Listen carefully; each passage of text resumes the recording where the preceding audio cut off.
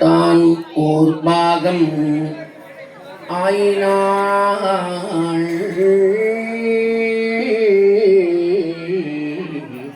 பேச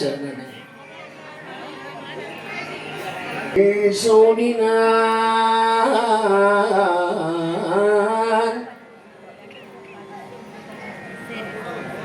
ஈரம்மாய புங்கனை ஏத்த திங்கள் மார்புடை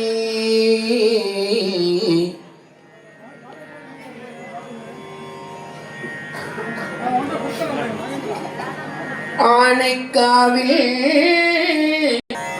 வரமாய் வணங்குவார்.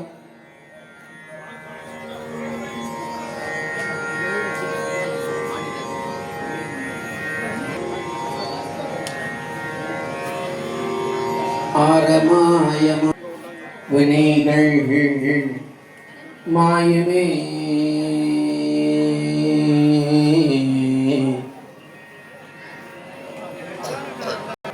மல்கே புல்கு வாசனை